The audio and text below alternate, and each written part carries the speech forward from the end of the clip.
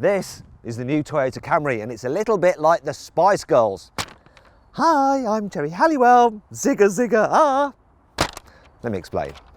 You see, the Spice Girls haven't been around in the UK for 15 years, and neither has the Camry, but they're both making a comeback, and they've got better with age. Look, there's the old Camry. Looks pretty ugly. This new one's good looking.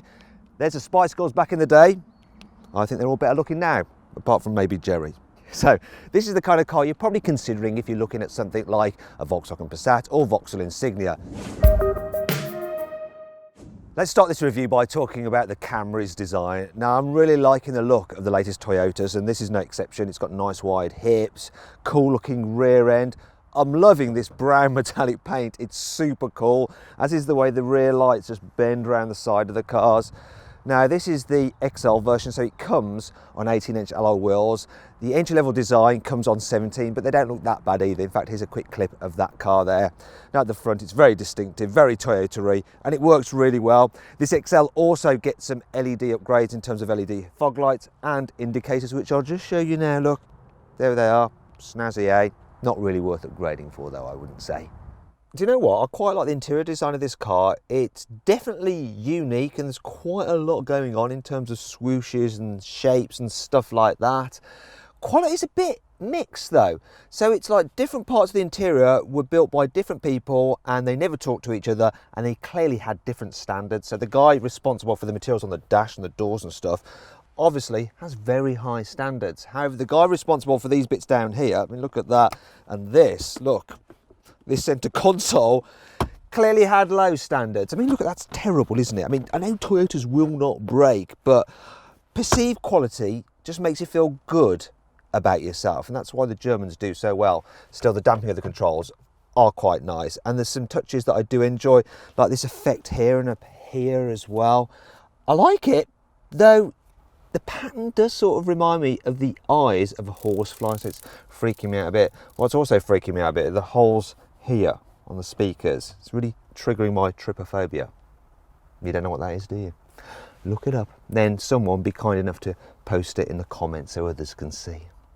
Now, one thing that does do my head in though is this area here. So there's a lot of black plastic and quite a small screen. And that brings me on to this car's specs. The Camry range kicks off with the design, and that includes an infotainment system with inbuilt satellite navigation, another screen between the two analog dials, and dual zone climate control. It also has heated seats, keyless entry, and fully automated cruise control, which will use radar to keep you a safe distance from the car in front and steer to prevent you weaving out of your lane. The only other trim level is this range-topping XL, and it includes an auto-dimming rear-view mirror, blind spot monitoring, rear cross-traffic alert, and some shiny bits of trim. Right, and let's talk about that infotainment system. So not only is the screen quite small, but the resolution is low. At least it's colourful though, eh? Also, the menus are quite well laid out, and there's huge physical shortcut buttons that are dead easy to hit while driving. You do have some voice commands as well, but they're really quite limited. Also, the sat-nav is only okay, and inputting a destination is quite fiddly. The screen is quite laggy on the map as well, which is annoying. What's also annoying is that digital driver's display is pretty useless. It doesn't really show that much information really, just a bit of trip stuff and general power flow. Yeah, I think overall the infotainment system you get on a Vauxhall Insignia is superior. So let's carry on with the interior of this and the ergonomics. So I like the fact you have electric operation for the steering wheel, and there's plenty of adjustment in the driver's seat as well. It doesn't matter if you're big or small, you'll be able to get comfy. And these seats are super comfy. I actually love Toyota seats, very, very nice. Also, sometimes Toyotas can have a weird layout of buttons, so they're just in random places. This is much better. Things are in a sensible position. So dead easy to figure out where they are, and because you've got physical buttons, it may make it look a little bit like it's from the 90s, but it's dead easy to just operate stuff while you're driving rather than having to do everything through a touchscreen like you do in an Audi. Now, in terms of practicality, it's actually pretty good. So look at this, door bins. They don't look that big, but that's a litre bottle and you can fit that in there, no problem at all. You've got some cup holders here, which can cope with various sizes of coffee cups like that, so you won't end up knocking the lid off smaller ones. Love this feature. You have a wireless charging pad there, and you can slide it backwards out the way so your phone doesn't distract you, and you get an extra bit of storage down there as well. I think that's a brilliant idea. And then there's some charging points there as well. Look, there's your 12 volt. Under here, you've got some more room, and the glove box, that's a decent size as well. The Camry is really practical here in the back seat. So as you can see, I've got plenty of room. This rear seat is super comfy. It's nicely reclined, although you can actually recline it further, but you don't need to. The seat base is long, so you get lots of under thigh support, loads of knee room. I mean, look at that. There's tons of it. Wish I could just slide my feet a little bit further under the seat in front, but it's not too bad. Headroom is a little bit on the tight side though. That's probably the only minor issue. Want to check something else out as well. Look at this. Go, go, go, go. Yes! They go all the way down so you can lean out, and I've just hit my head on there. That highlights another problem. Let's say you've got 3 people in the back at once. This middle seat is actually all right and headroom's just about okay here, but people in the out seats get pushed outwards slightly because the body is a bit narrow, and then they end up hitting their head on there, just like I did a moment ago while trying to do a demonstration to you guys. Another thing I'm not so keen about is this, the hump in the floor, but it's not that big a deal because the footwells are big, so 3 people can easily have enough space for their feet. Rest of the practicality is okay, so look at that. Well, that just flops down. Classic Toyota random build quality again. And this as well, that is such a cheap flat, but that's handy. Look there, look, you can keep your drinks in there. There's also enough space in the door bins for 2 bottles. And check this out as well, you get marsupial style pouches in the seat backs. Yeah, and then there's some charging points there for your mobile devices. As for fitting a baby seat, well, the Camry's ISOFIX covers are removable, but that does mean they're easy to lose. However, the anchor points are dead simple to get to. It's also easy to get the seat inside because the doors open wide enough, but you will have to move the front seat slightly forward if you want to lock in a rear-facing seat or a bigger seat, and that could annoy toilet drivers in the front. If you have 2 child seats in the back of the Camry, there is just about enough space to squeeze an adult between them, though they wouldn't be that comfy, which would make it ideal for the mother-in-law. Yes, mother-in-law jokes.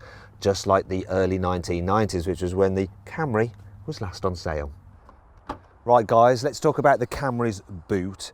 So being a saloon, it's not as practical as a hatchback, but you do have quite a wide opening for this kind of car.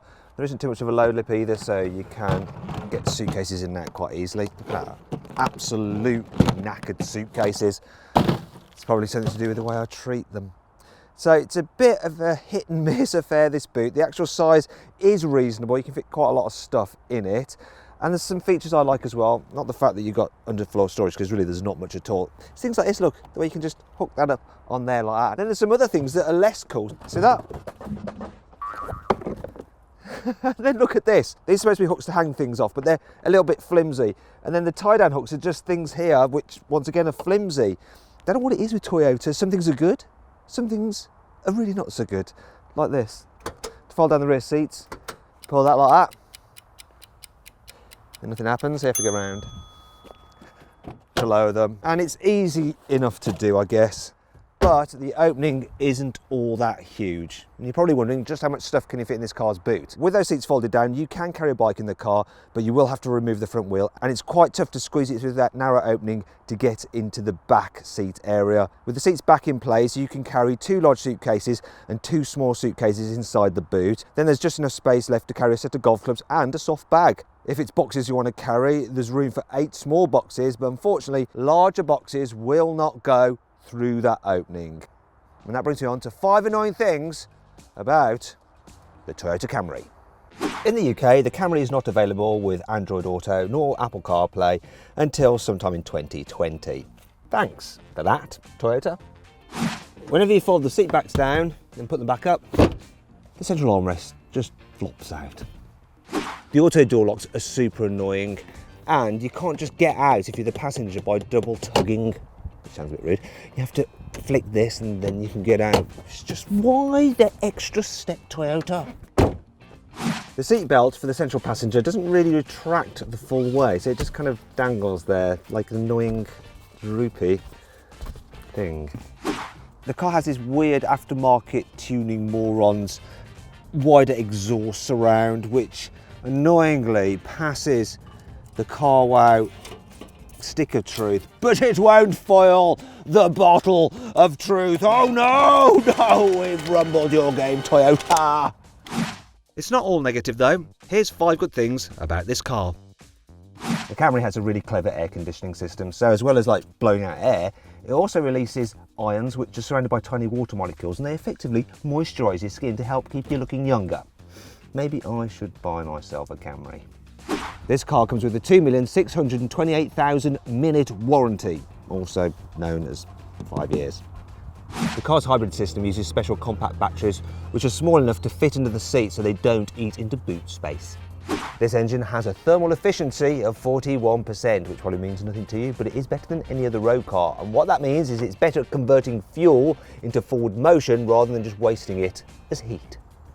Toyota has fitted an extra layer of special sound insulating material throughout the entire car to keep it nice and quiet inside and so that you don't hear annoying noises too much from the outside. There's only one version of the Camry available in the UK. It's the hybrid, which has a 2.5 litre petrol engine mated to an electric motor for a combined 218 horsepower, which is good for 0 to 60 in 8.3 seconds, which isn't terrible.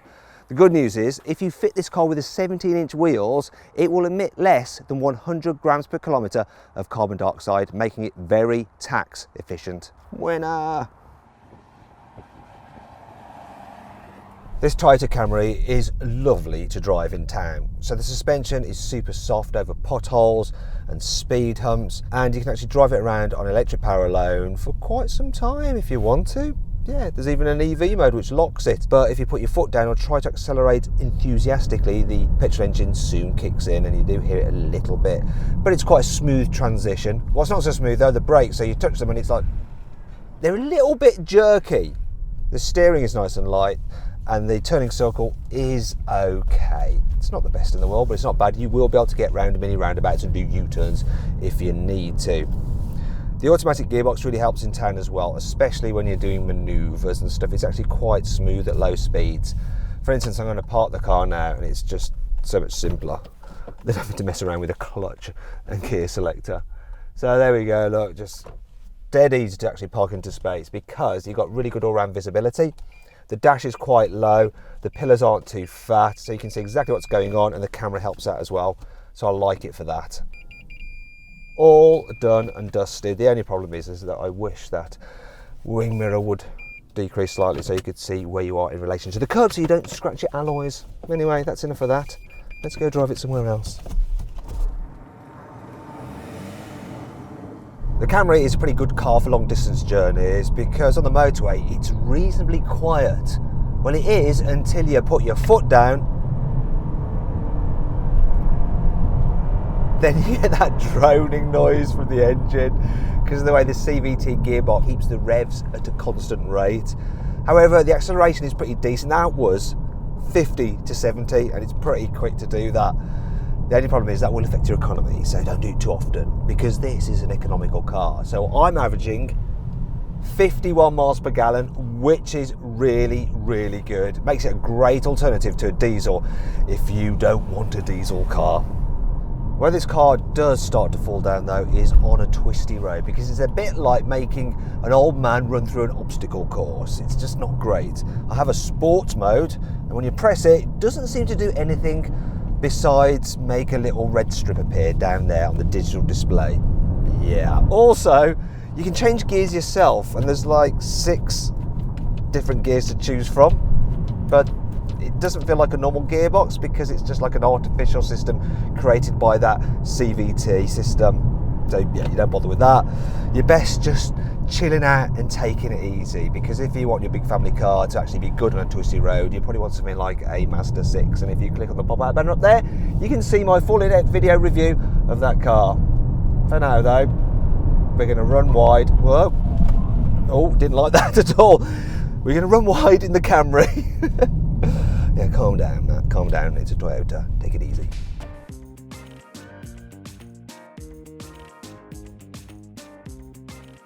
So then, what's my final verdict on the new Toyota Camry? Should you avoid it? Should you consider it? Should you shortlist it? Or should you just go right ahead and buy it? Well, I think if you want a practical family car that's very economical, yet isn't a diesel and is reliable, you should go ahead and buy it. But if you don't really, and you just want a car that's big and practical and useful and decent to drive, you should probably just consider it. Because while it is good, there are plenty of other alternatives which are better value for money.